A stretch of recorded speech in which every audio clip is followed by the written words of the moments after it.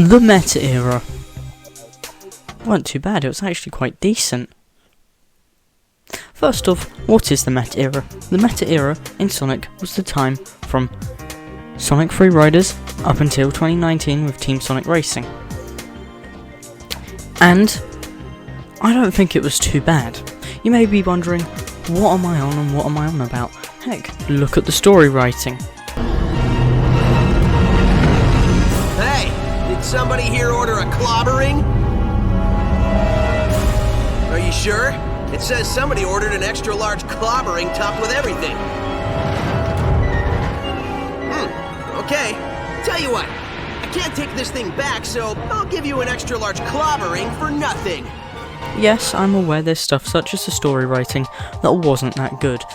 But then you have the games to talk about, which I believe a lot of them were actually quite good. First of all, to start the era of Sonic Free Riders, it's not too fortunate, to be honest with you. Most eras that start with a bad game kind of do get a bad rep. But I believe that the games that also came in this era that weren't the bad ones were actually quite good. Take, for example, Sonic Colors. Although Sonic Colors is primarily 2D and does have bad story, it does not mean it's unfun. In fact, the game has a lot, and I mean a lot, of multiple paths with the wisps and a lot of replayability. And to get an S rank, you can't just get it by speeding through the level. I'm looking at you, Sonic Forces. You actually get it through playing the game, getting red star rings, and just being skilled. Then we obviously had Sonic Generations that came afterwards. Sonic Generations is simply amazing. I mean, it's loved by the fanbase for a reason, and that's because it's a very good game. I mean, just look at the way they made classic Sonic Control, the way they made modern Sonic Control, and the level design, and the overall celebration.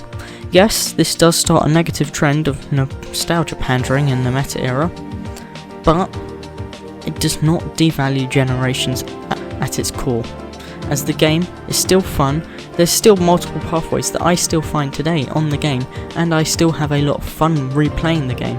In fact, recently, I got it again on Steam just to replay it. I mean, at the time I had only owned it on Xbox, but because the game was so good, I wanted to replay it and on a different platform. Also, Sonic Generations, as a game, has led to many mods being made for it, which extends the game's lifetime. But, as we all know, obviously, it started to go downhill for a lot of people after this point, with the announcement and release of Sonic Lost World. I'd be lying to say I liked this game. In fact, it was kind of bland. And it was rather mediocre at best. Good at some points, terrible at other points. But given the fact that it had a lot weighing on it, it had to be the sequel to Generations, and that it had to continue that, it decided to take a different approach. Also the fact it was on Nintendo software, so they decided to do Mario for some reason. Bit weird, but the game was decent at best. Then, obviously, we had Sonic Boom. And obviously they were screwed over by Sega. There's no defending that. It was terrible. But to then say, oh, because it was screwed over by Sega, the thing would never have been good, we don't know. We cannot see what it would have been like. We can only guess and speculate. But due to this failure, we then got Sonic Forces. But we can put that one on hold, because before that we got Sonic Mania. And Sonic Mania was a brilliant game.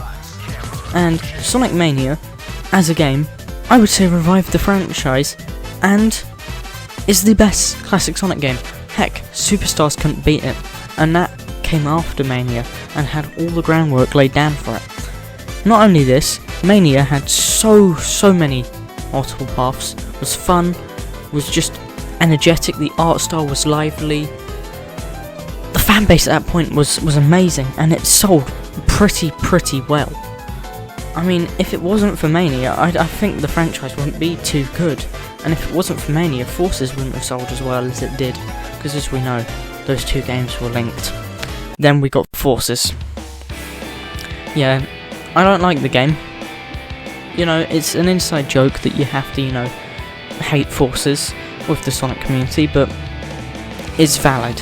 I think the game is painfully mediocre, and I would rather have a bad game that is funny to laugh at than a painfully mediocre one. In fact, it hurts me just to talk about it. So, let's move on to the spin-offs. Obviously, I've talked about a few bad games, which doesn't necessarily help my point, does it? Well, let's talk about side spin-off games, such as the racing games, Sonic and All-Stars Racing Transformed and Team Sonic Racing. I'm going to also bundle in Sonic and All-Stars Racing with this because it just completes the trilogy, and those games were amazing.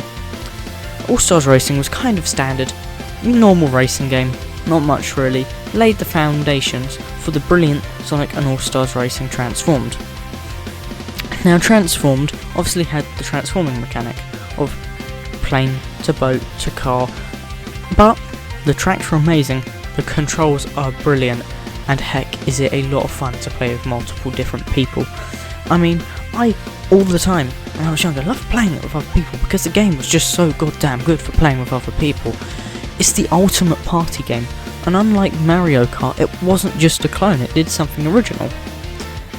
Now, Team Sonic Racing also gets a lot of slack for its online servers, but Team Sonic Racing, I would argue, is just as good as Transformed. Maybe not as much so, but yeah, it's still good. I mean, recently I've been a bit harsh on it, but I feel like my mindset has changed on it, as I used to play it a lot. It was a lot of fun, looks pretty, and it is original with the team mechanic. And I believe the team mechanic is actually quite good and adds a nice bit of depth to the gameplay, and the tracks and Sonic references are actually a lot of fun. Although this doesn't involve other Sega characters, the character roster is still decent, and it had great DLC potential, but that never got met, so oh well, they should have done what they did with Mania and Frontiers, but it is what it is. And due to games such as the racing games, Sonic Generations, Sonic Colors, Sonic Mania, I feel like those games heavily outweigh games such as Forces and Boom, and Lost World sort of being in the mediocre camp. But I feel like those games outweigh it because we still play them today, they still have impacted the Sonic community as a whole, and they're still heavily enjoyed by a lot of people and considered some of Sonic's best games. If something was truly terrible, it wouldn't be producing such high quality good games, would it? No, it wouldn't. But anyway, this was an unscripted video, just a little filler one so I can work on my next video. But anyway, thank you all and peace.